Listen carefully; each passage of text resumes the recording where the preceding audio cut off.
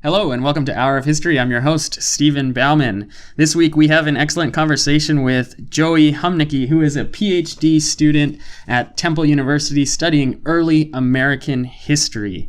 This episode is brought to you by Audible. Get a free audiobook download and 30-day free trial at audibletrial.com/hour of history. There's over 180,000 titles to choose from your iPhone, Android, Kindle, or MP3 player. There might even be some Ernest Hemingway titles. You might want to stick around and see why I say that in my suggestions bit at the end. That's audibletrial.com/hour of history.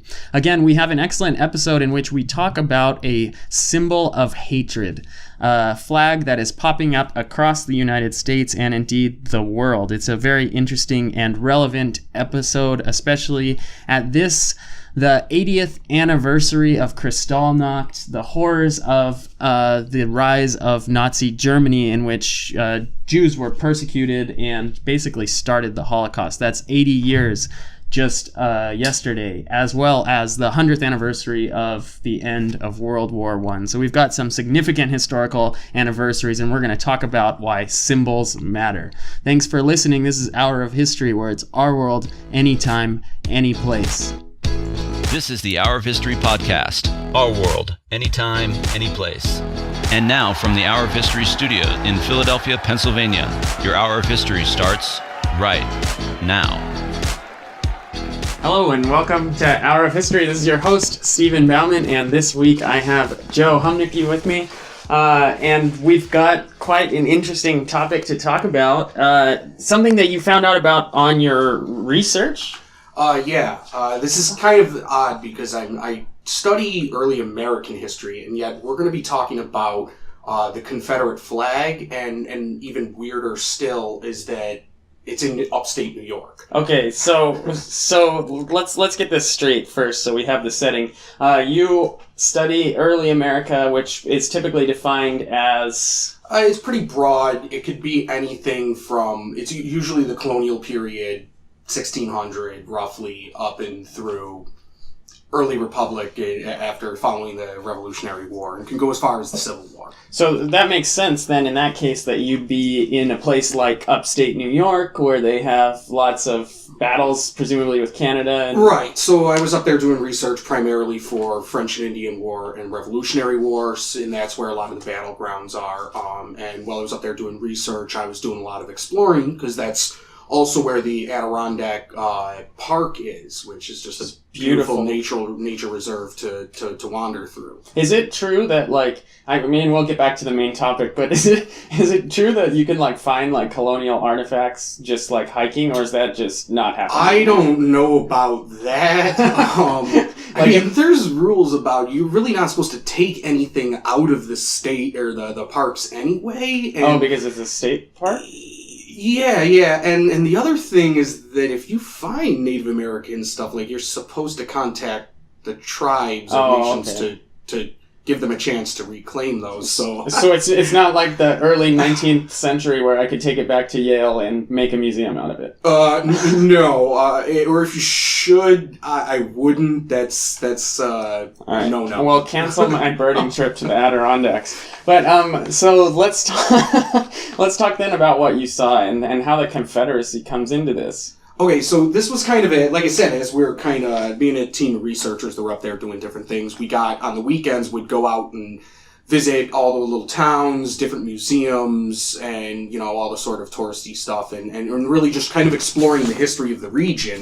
And I'm from New York, upstate New York, from the... I couldn't tell Lake by Ontario. Your voice. But more closer to, Lake Ontario, and we used to go camping all the time in the Adirondacks, but even at that, I learned more about the region this summer than I had in my entire 20 years of living in the state. So it was a real experience. But as we got traveling around, we noticed you'd see Confederate flags either hanging off of houses or adorning cars, or the one crazy one was at the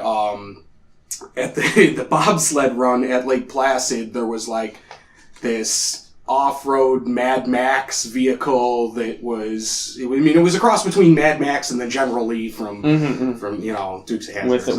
With the Confederate flag. The whole thing was like a Confederate flag turned into off-road vehicle. And this is in Lake Placid, where the 1980 men's Olympic hockey team beat the Soviets, wins the gold medal. Yeah. Wow. So, and it was enough to notice, and then we kind of got talking about it, and we kind of got looking into it. Actually, what got us looking into it is we went to a 4th of July parade up there, and in one of the towns, one of the girls' softball team, young teenagers or whatever, like the truck that they had their float in was flying a big old Confederate flag off the back.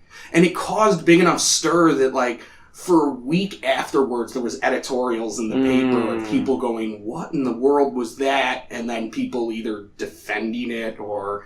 Oh, so it's becoming some sort of civic debate. And to be clear, we're talking about the stars and bars, well, interesting enough, no, okay, that's what most people refer to it as. That would actually be the incorrect name for it, but it is the red flag with the blue X on it that would have been the battle flag of Northern Virginia. That's what most people think of as the Confederate flag. That's what's being flown. Okay, so none of us are vexillologists here. But the cross, it's the cross of St. George. It's very... Oh, no, this is St. Andrew. Andrew, yes. So it has a very interesting... And that's what I kind of wanted to talk about is as my sort of... experience with this as I got into this. I want to talk a little bit about the evolution of the Confederate flags within that, and then how they were sort of adopted into cultures after the Civil War. Yeah. Okay. So that's something that we have to get to, for sure. Where does, just to make sure that we're all clear, this is the 4th of July parade of this was in the town of Ticonderoga that we saw this. Ticonderoga, which is historically significant for America. Right. That's where the Fort Ticonderoga is. It was a pivotal military installation during the French and Indian Wars through the Revolutionary War, and I mean, it was blown up at that point, so a little less, but even Lake Champlain still played a big role in 1812. Right on the border of Canada. Yes. It's way up north. Yes. Way up north. Yeah, the counties up there are referred to as the North Country. So they were talking about the half a dozen to a dozen counties that border Canada and Vermont. That this was sort of where we were exploring. So, in the Da Vinci Code, Robert Langdon is a Harvard symbologist, which is not a real thing, audience. I'm sorry. Unfortunately, you either have to study history or religion or something like that, which has symbols, but we can't all be lap swimming, puzzle-solving symbologist like Professor Langdon. But in this case, you kind of have to be. So a historian who sees a symbol like the Confederate flag in the 4th of July parade, you go back. And so where do you start with this sort of thing? At the beginning, really.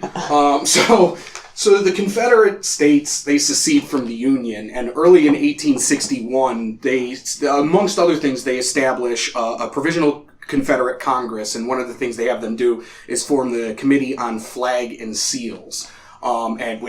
They need a flag because they just broke away from the nation. They can't use the stars and stripes that they're usually using. So they have a bunch of people submit designs. Two of them are hotly debated over. One is William Porter Miles.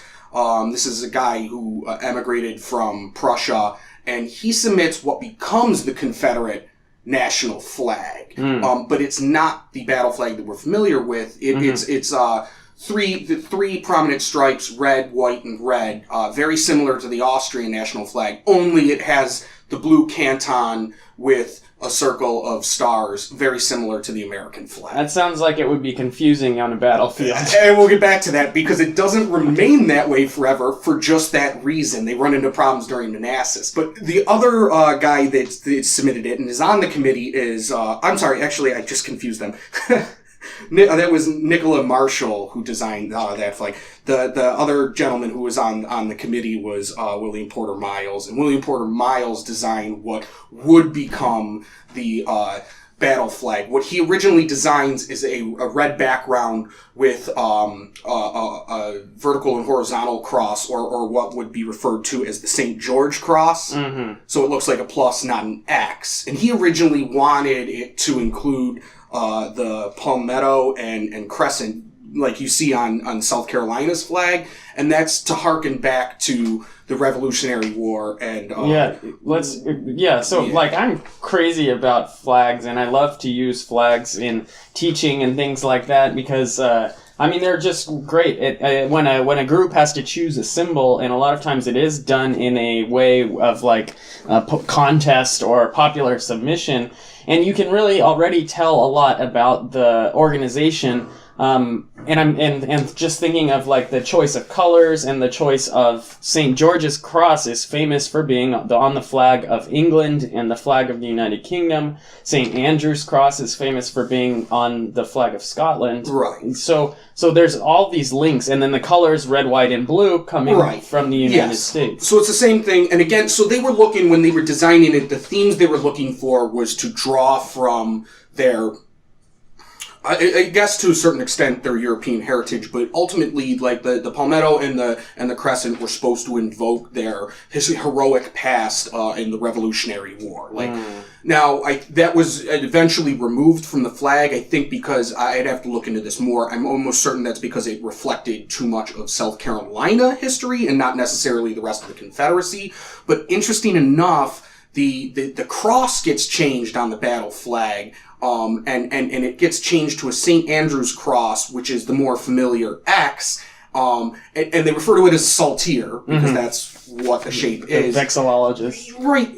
And because they had a Jewish citizen of the Confederacy wrote in saying they didn't think that the flag should be associated with a religious symbol of a more Latin cross, looking like a plus sign, that it was too Christian and might alienate other religions. So it was turned to an X in order to avoid being overtly religious within their sort of a political symbol. Wow. Which is why. So it is kind of crazy to think that this nation that's basically formed to defend slavery is being considerate of changing that non-Christian background. But at the same time, it's St. Andrew's cross is no less Christian. I mean, the reason the cross is on its side is because that's how he was crucified. So it's like so it's not. I mean, it's not completely divorced from it, and also, I mean, like you said, they're associated from the start with the defense of slavery, and that's going to become important as I kind of move through this. So anyway, the Miles flag that we think of as the Confederate flag nowadays becomes the battle flag of Northern Virginia. And the Marshall flag becomes the national flag. Flash forward to the first Battle of Manassas or Battle of Bull Run, and just as you pointed out earlier, it's too similar to the original Stars and Stripes. It gets confusing. They decide afterwards, we need a redesign. This isn't working. It's not happening on the battlefield.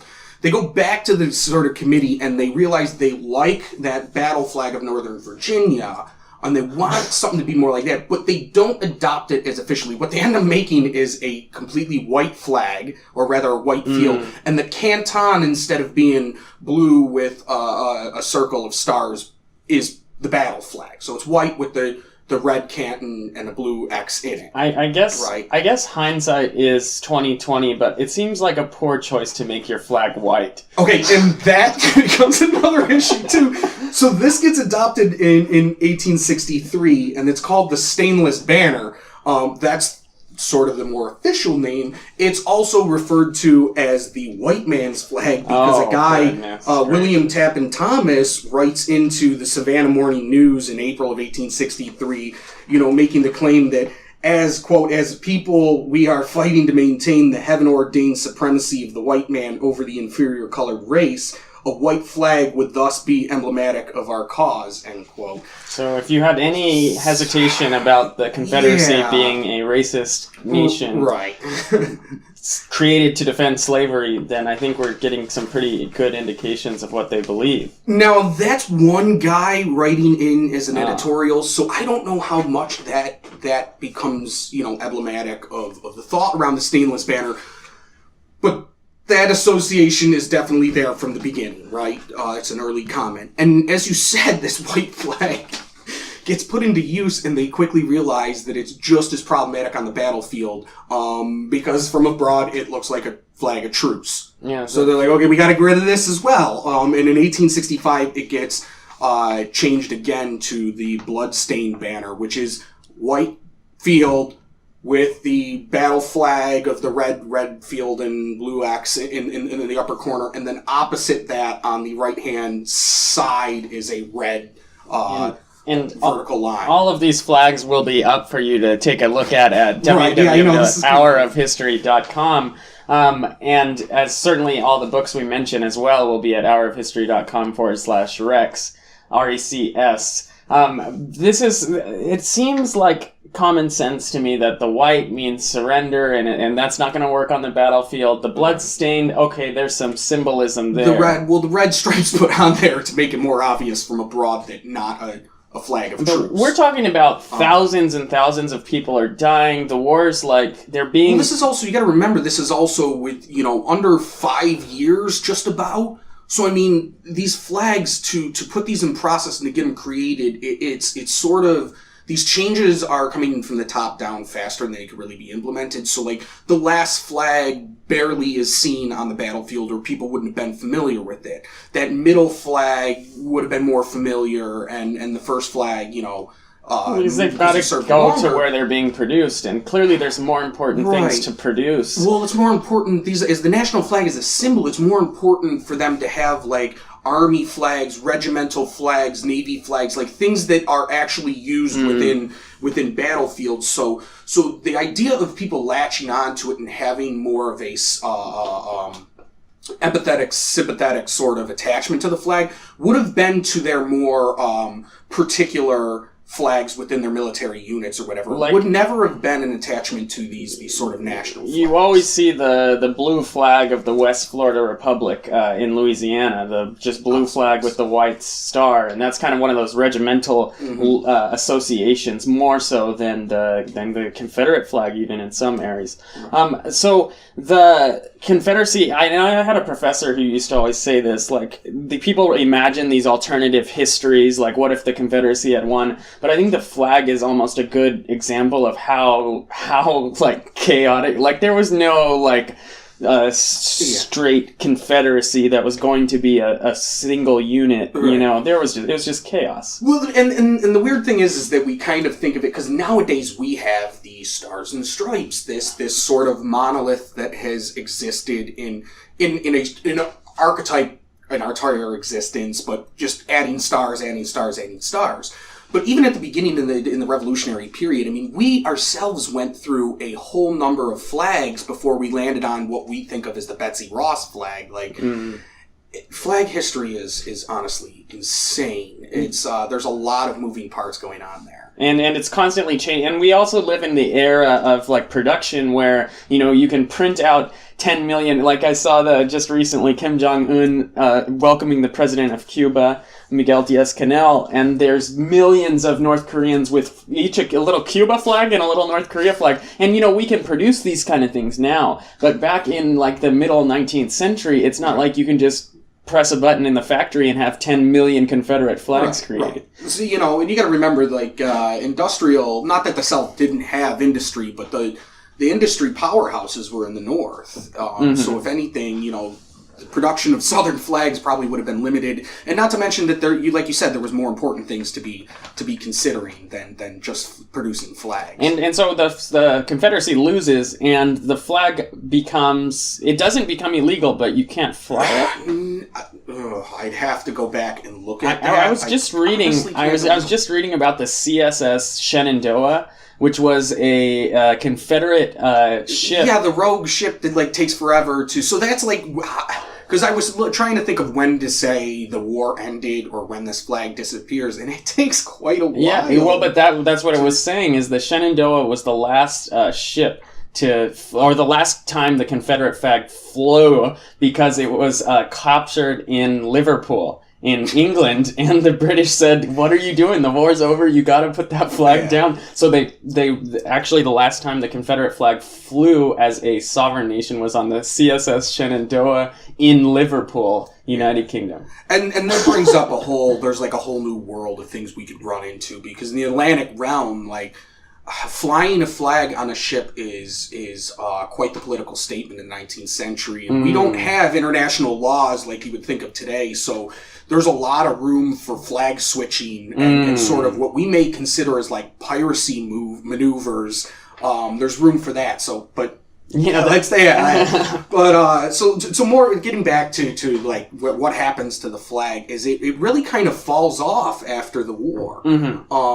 But what we have that comes out of the war is the idea of the lost cause of the Confederacy, right? This is something that is sort of started around the year 1900, and it's connected to sort of organizations like the United Daughters of the Confederacy that started earlier in 1894. And what they're trying to do is sort of create a revisionist history that allows them to hold on to their sort of heritage as Confederates. So let's make an example of what revisionist history. This is a lingo from the biz. Revisionist history. We talk about historical memory. It's kind of like putting a positive spin on things, or maybe it could be ignoring the facts. It could be changing the facts of the past, or it could be just creating something to suit your own perspective and opinion. So, and there's organizations on both sides. The Daughters of the American Revolution and the Daughters of the Confederacy are both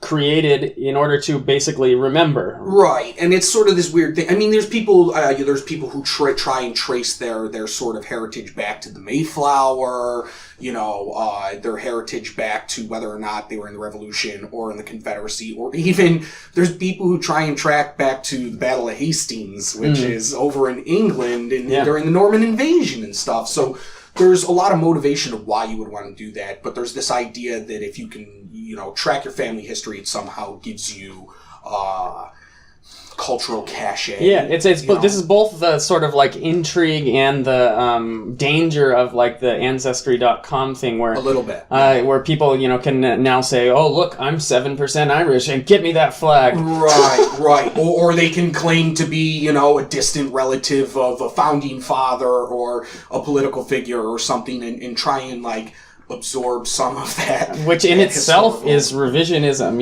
It's sort of staking your claim on the past to make the present change. Right. What we would call, in other words, a usable history, like creating a narrative of the past in order to make it work for ourselves.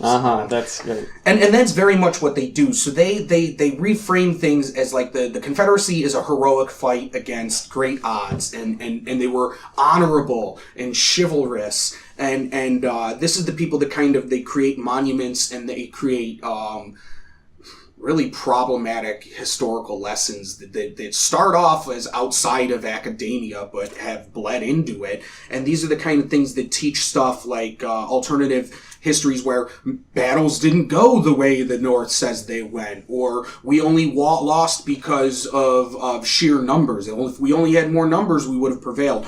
Or it was strictly a war of defense. It was the war of northern aggression. It gives legitimacy to the lawful secession. And the other thing is that it really ignores all the slavery claims. Right. Despite the fact that it's in a lot of Declaration of Secessions, despite the fact that it was built into their Constitution, despite the fact that their political leaders had speeches, Stephen's cornerstone speech and stuff, like slavery was very much ingrained in what the Confederacy stood for. But after the fact, this sort of lost cause goes, no, it's states' rights, not slavery. Yeah. And the kind of darker side of that is that they go, well, slavery was dying out, and by the way, it was beneficial to the slaves. Like, it was a very benign institution. Yeah, and so, like, anyone who has been to the South has sort of seen these monuments, hopefully. I remember coming from California, it was like a very almost shocking. It was a shocking moment walking near the University of Georgia in Athens, Georgia, and they had one of those historical markers, and it did say the War of Northern Aggression. And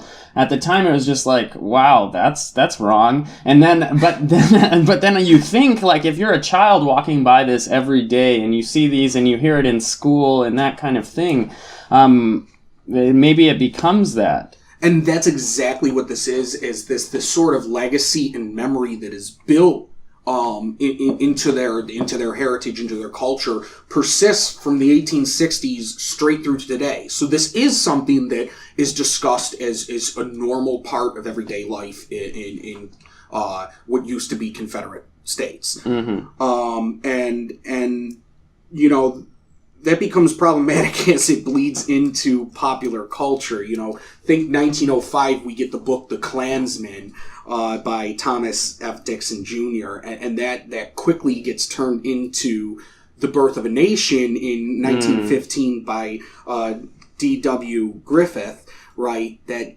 silent black and white film that sort of glorifies the Ku Klux Klan as sort of these heroes of the Reconstruction period, fighting against military occupation, fighting against the barbarism of the freedmen, defenders of Southern lifestyle. We talked about this a little bit on an earlier Hour of History episode with Travis Roy, where he was talking about how a lot of popular culture actually grows around this us versus them sort of mentality. Yeah. So that's interesting. So it continues moving on, and at this time, I'm trying to remember The Birth of a Nation. I saw it a very long time ago, but does it have like Confederate? It has the flag all over the place. Yeah. It's been a while since I've watched it. It has the Ku Klux Klan. If it doesn't have the flag, what's going to happen is the movie inspires a second awakening in the Ku Klux Klan that's going to directly reconnect with the battle flag as a symbol of Confederacy and as a symbol of the Klan.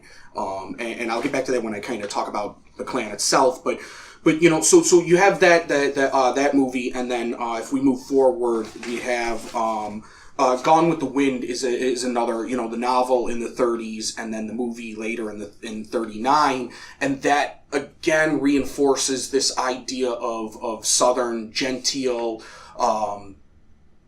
lifestyle, this sort of nostalgia for Confederate memory that's going to make this lost cause okay. And this really shows the power of popular culture, because Gone with the Wind is an international hit. I mean, it's considered like one of the most watched movies until I can't remember what it is that surpasses it. It's extraordinary. Yeah. One of the Jewish refugees that I write about says Gone with the Wind is what got him through the Holocaust. He read it on the ship away from Germany, read it when his family was missing, read it when he moved to Virginia. And it's like just this crazy sort of contradiction or just fuzzing over the past that you would not expect. Right. But it's so attractive at the same time. Right. People are just pulled into the cinema and into the literature. Right, and that's what it is. It's a constantly saying that the kind of thoughts and opinions that you've formed around something that feels good and feels nice, that other people say are evil. It allows you to say, okay, I must be right. It's sort of a confirmation bias. Mm-hmm. It must not have been as bad as other people say because this makes it look good. Mm. And then we, later in the 20th century, we see it move into other areas of pop culture. It gets appropriated into musical groups like Leonard Skinner, mm-hmm. Associates with some of its imagery, and it becomes sort of this symbol as rural lifestyle country music, something along that lines. Again, making it benign and cultural. Yeah. But at the same time, it's deeply... And as far as when Leonard Skinner's using the Confederate flag, it doesn't seem to be... Probably not flying up in Fort Ticonderoga area. No, well, I'm not sure. But you got to remember, Leonard Skinner, in some way, shape, or form... Starts pushing it out. They've existed from, the 1960s to the present. Right. You know what I mean? So they have a staying power, whether or not they associate with it, and they've been everywhere. And the other one that's problematic is then we get the Dukes of Hazzard that's on TV. Yeah. And this is a CBS show, on national TV from 79 to 85, wow. where it kind of promotes this good old boy lifestyle where the Duke boys are driving around in this muscle car with the flag painted on the roof, and they're not doing terrible things per se. But it says that the use of the flag, it makes it okay, and it normalizes it. Right, normalizes it, and not just in the South, but the entire nation for a long period of time. In fact, when I first arrived at Louisiana State University, the purple, they had the Confederate flag would fly at all the games, but it would be purple and gold, and that was banned within my career there.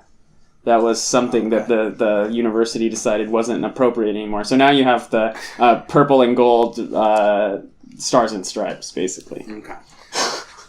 So where it becomes extremely problematic is it's associated with the Klan, right? And real briefly, the Klan has existed in three different fashions.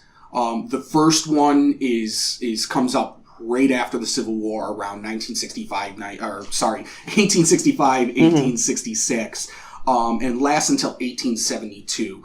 And this is where we see the sort of, not quite the robes, but the hooded figures, and the fraternal organization that quickly becomes a terrorist group, bent on using violence to resist Reconstruction, the Republican Party, and freedmen in the South.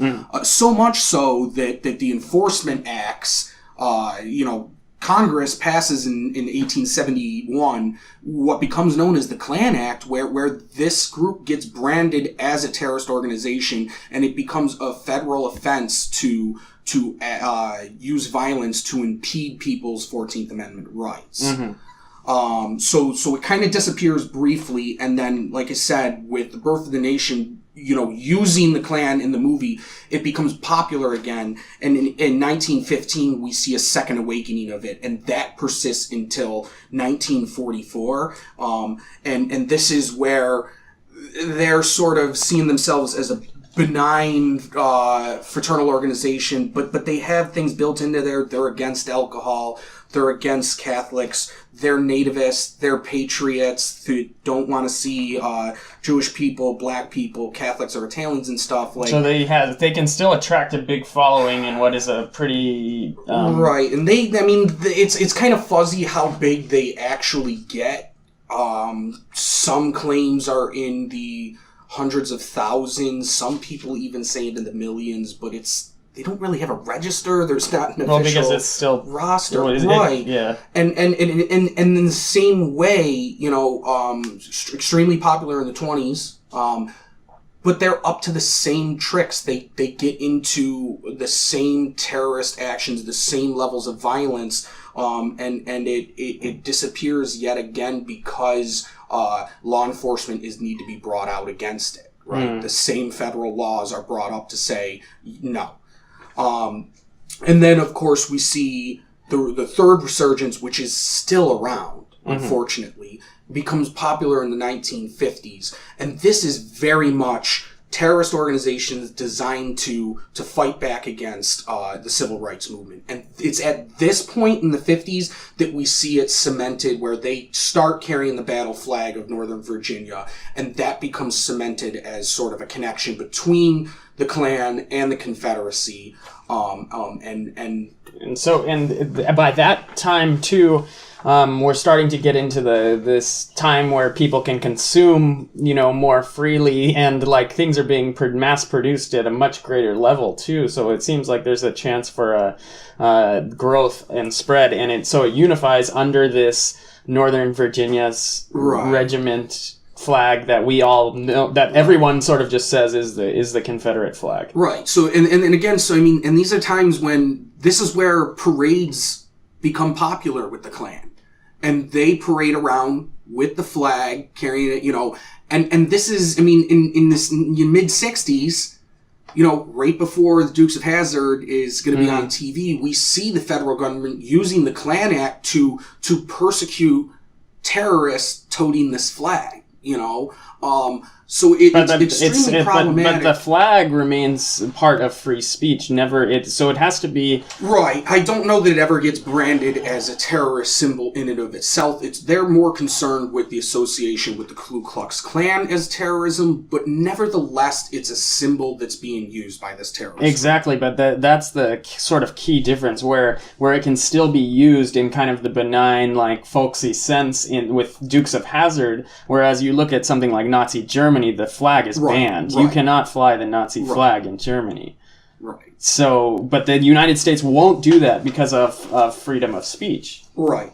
So it persists, and in modern times we have, this sort of modern lost cause narrative is that people like to talk about pride or heritage, not hate, being associated with the flag. I'm not sure where to weigh in on this, really, because it's not something that I didn't grow up in that area, so I can't really comment on to what extent it's a part of your heritage. But let's look at it this way. So this summer I was driving down 95 South, which goes straight from the north down to Florida, and as I got to Virginia and kept going further south through North Carolina and South Carolina, I would see, those big highway flags. More of those were the Confederate flag than the United States flag. So, really? So like, what do you... I'm not sure. I think it depends on the place and time. So, like, one of the people I was researching with is... she operates out of Alabama, and she was saying that she sees the Confederate flag less in Alabama than we were seeing in upstate New York. Mm-hmm. So it could be, I guess it would depend on where maybe you are, but there does seem to be, it's okay for some, not okay for others. Right, and even recently, there's been a resurgence of the use of the Confederate flag. This is interesting, in European marches. Yeah. So, in the same way we saw for the murder of those at the African American Methodist Episcopal Church in Charleston, the murderer was wearing a flag that had the Rhodesian jacket that had the Rhodesia flag and the South Africa pre apartheid South Africa. Those are kind of symbols that are being co-opted by these international right-wing groups now. Right, and so that's what and obviously people are going to say, well, I'm not flying it because I associate with those extremists or whatever. That's not what I'm about. Not everyone that flies the flag are extremists. But what I'm trying to talk about is the dangers of appropriating culture. Of appropriating a symbol. And there's the North Country Public Radio did an interview back in October 2017 where they talked to a guy who was flying the flag up there, and now granted he had moved from the South, so he was saying that they him and his wife fly the flag because it's a part of their local tradition and heritage and whatnot, but and I guess it's not really funny. But, I mean, during the interview, the guy defending the flag asks a little black kid who was playing in his yard what he thinks about it, thinking that the black kid would be like, yeah, no, that's okay. And he just flat out, the little kid goes, that flag is about people who want to bring slavery back. Wow. And it just kind of, and it's really awkward because there's just this awkward silence as that guy and the interviewer really don't know what to do with that. It's interesting the symbols. Hopefully, let's talk about this. You say appropriating cultural symbols. Rudyard Kipling.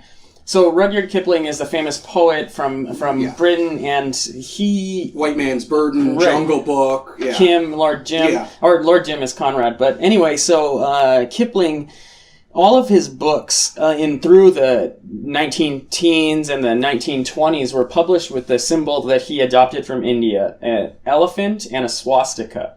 And as Kipling saw the rise of the Third Reich in Germany, he asked publishers no longer to use the swastika. So it's kind of interesting. Kipling was using the swastika for its Hindu and Buddhist heritage in India, but it was co-opted by a racist regime and in he Europe. doesn't want the association with it. Yeah.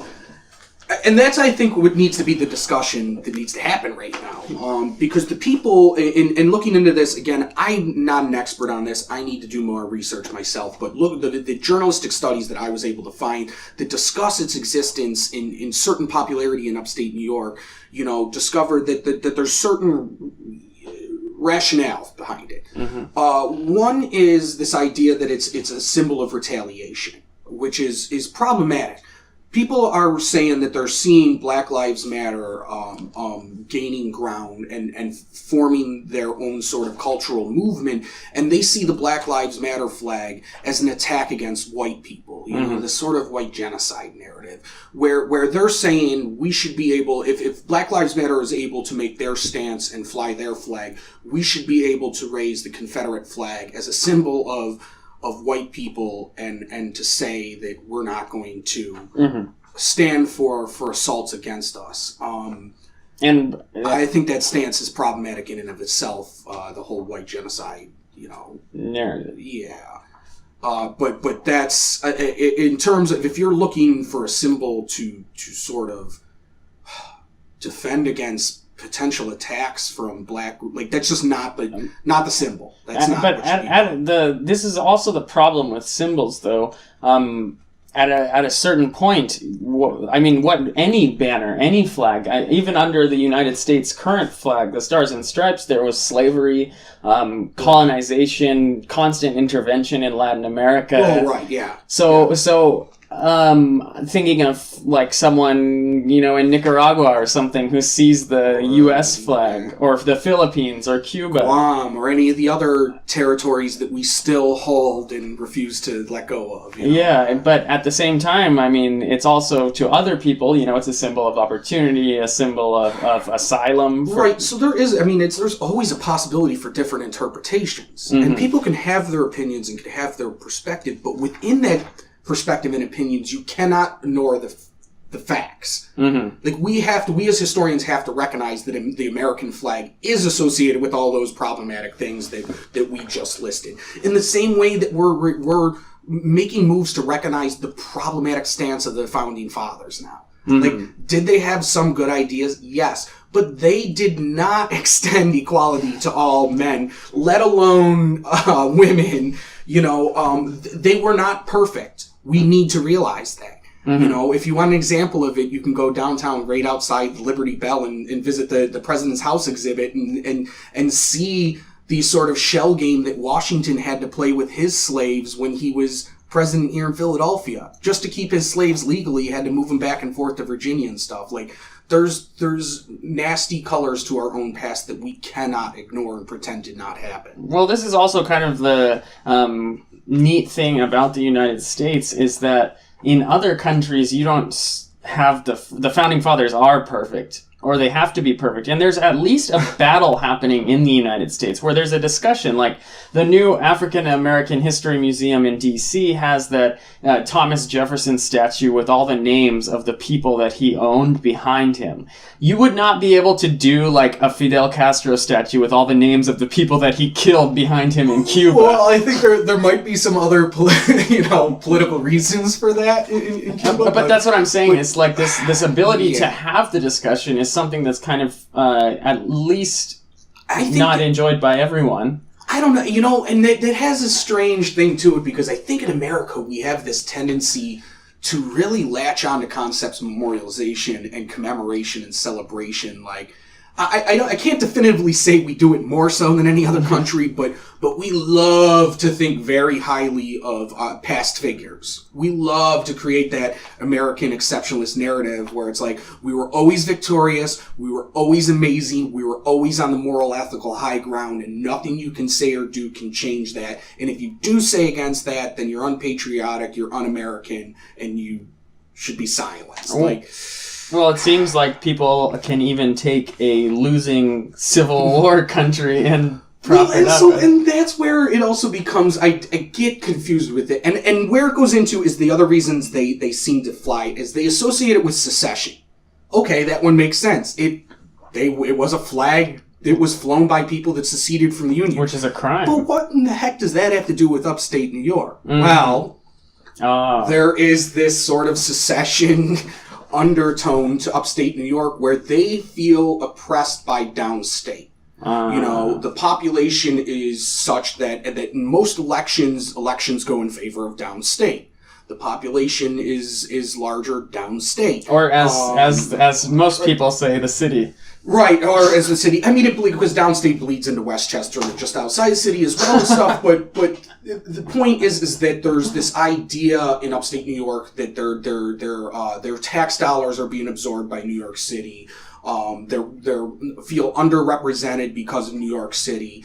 And it plays into the 20th century history of economic and industrial decline in the state as well. Wow. Where it's had a steady decline, and especially in these North Country. In the North Country, these counties are probably the most economic stressed counties in the state.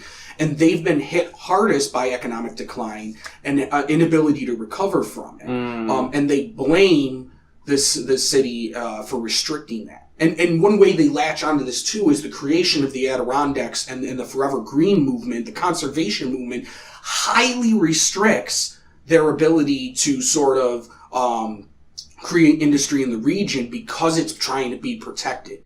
So they see because it that's where the as city people outside vacation. Government, right? Yeah, and there's all that problematic history too. It was the playground for the rich, and the rich went in there and harvested the resources and got out. They got paid and left them holding the bag.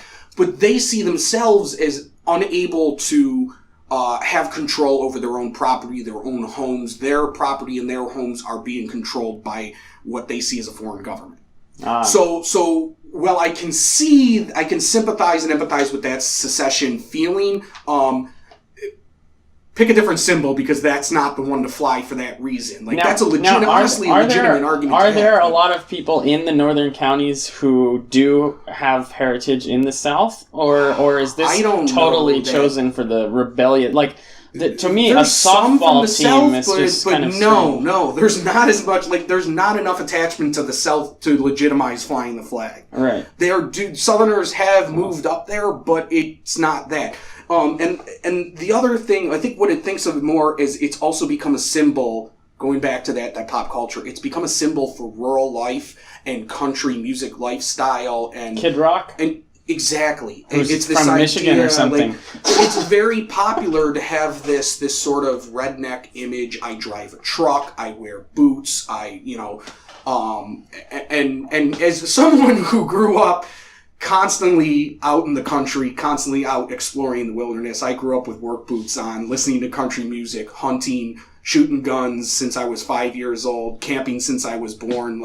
I can understand that affinity with that sort of lifestyle, but again, that's the flag is not what should be flown in support of that. Nobody's saying you can't listen to country music, you can't drive a pickup truck. Those in and of themselves have nothing to do with racism. The flag is what's problematic. And seeing it as going, well, that's part of the lifestyle I want to be, But the question is, so it's problematic to whom? To historians who know the past, to people who have seen and been affected by racist acts, obviously, people who've had to live under regimes of hate where they're being excluded. For them, it's offensive. And it's hurtful. Well, it's primarily offensive to minority populations and black people specifically. African Americans have been targeted by the flag. They were directly targeted by groups that were labeled as terrorist organizations, used it.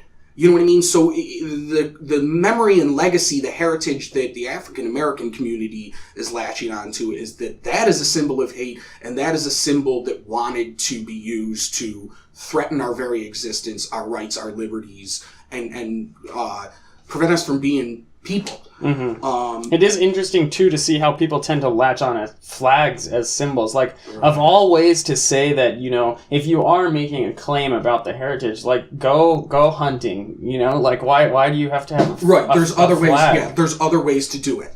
You know, no one has to say your lifestyle, your opinion, your perspective needs to disappear, but you should be representing that in a correct fashion.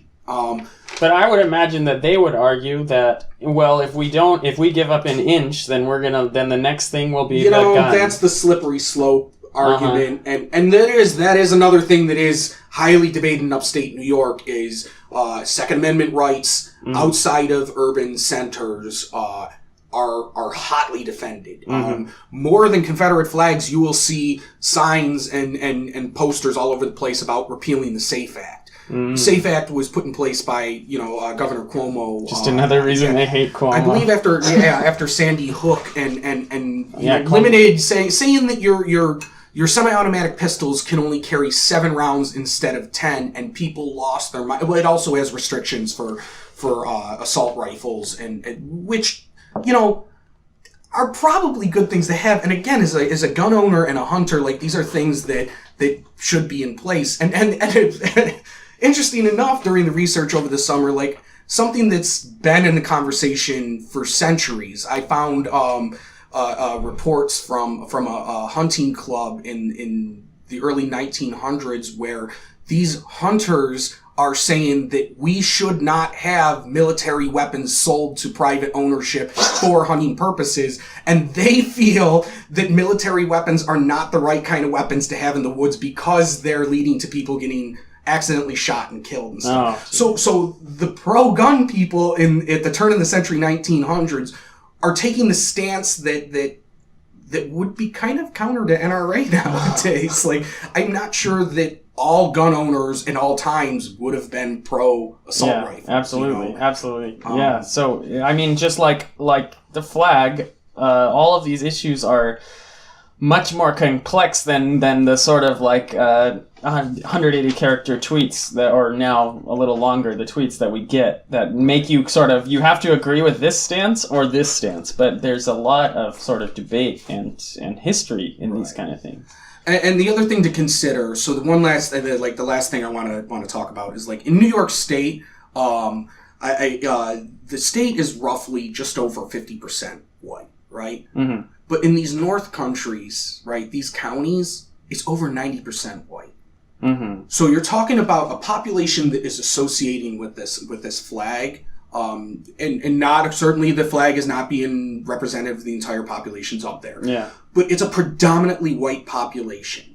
So that's, if it's not overt racism, it's being flown by people who are strictly white, and that becomes problematic, especially as there's other news reports of people who are non-whites not being welcomed into the area, being confronted by populations when they go up there. Well, if you think about it, if you were not white and you're driving into a new rural area outside one of the major cities in the north, and then you see Confederate flags flying all over the place and stickers advocating gun rights, I don't think I would want to be around. Right, and that's not good. And then the other part that is extremely problematic is that the North countries, and I'd have to get you more specific numbers here, but one of their major employers, now that industry has gone away and manufacturing has gone away, is prisons. The population is supported in large part working with prisons in the region.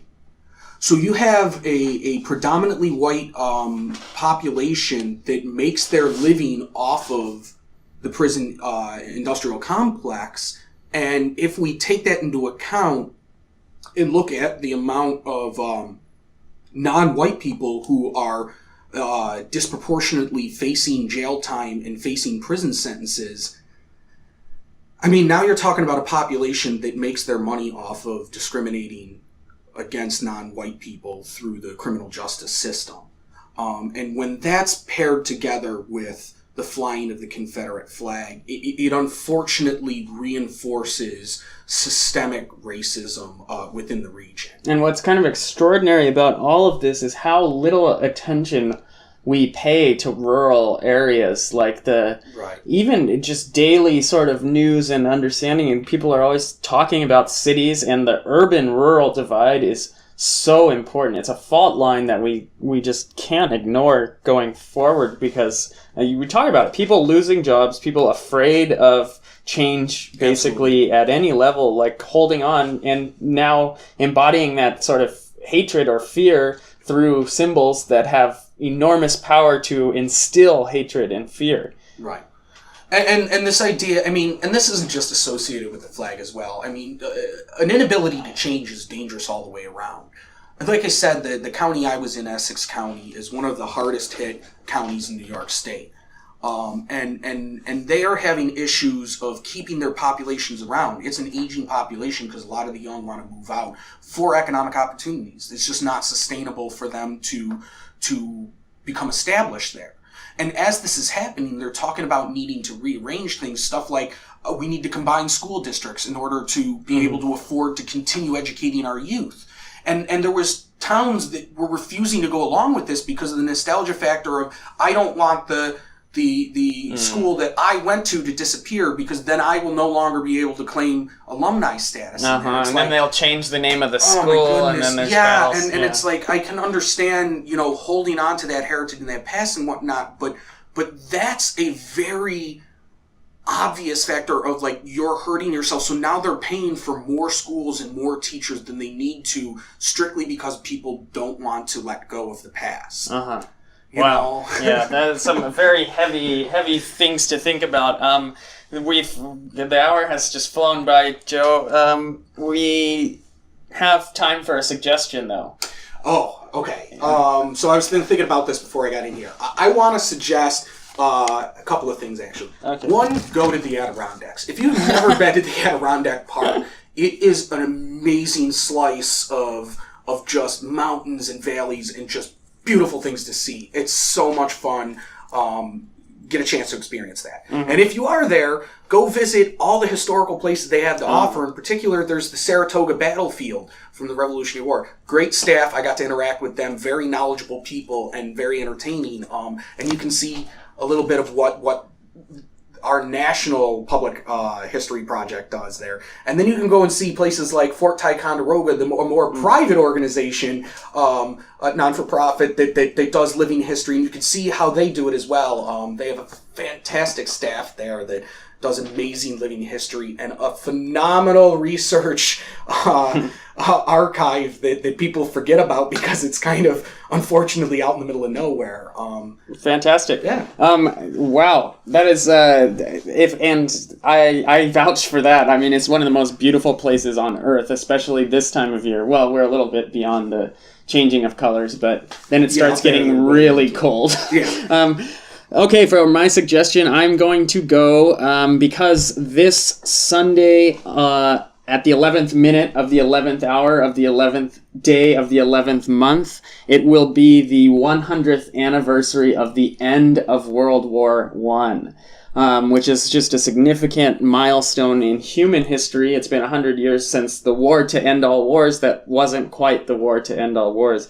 So, it's one of those things, but it was also the beginning of an age of hope and promise and establishment of organizations that would hopefully change this future, that we wouldn't have more wars. So I suggest you read a work of anyone from what's called the Lost Generation, the people who come out of World War I with their lives changed in enormous ways. So talking about The Great Gatsby, written by F. Scott Fitzgerald. And this is the reaction people always get. If you read it in high school and you didn't like it, please do yourself a favor and read it again.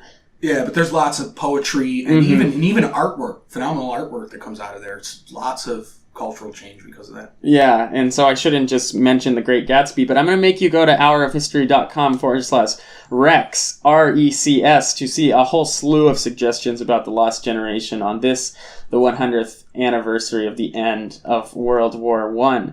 So, thank you so much for joining us, Joey. It's been a good conversation, and we've certainly learned a lot about symbols of hate. If Harvard is hiring a new symbologist, if Robert Langdon dies, I'll be sure to give them your name. Yeah, nothing like getting tenure fictionally, right? Yeah, fictional tenure. And so thanks again for joining us. It's been a pleasure on Hour of History. It's our world, anytime, any place. See ya.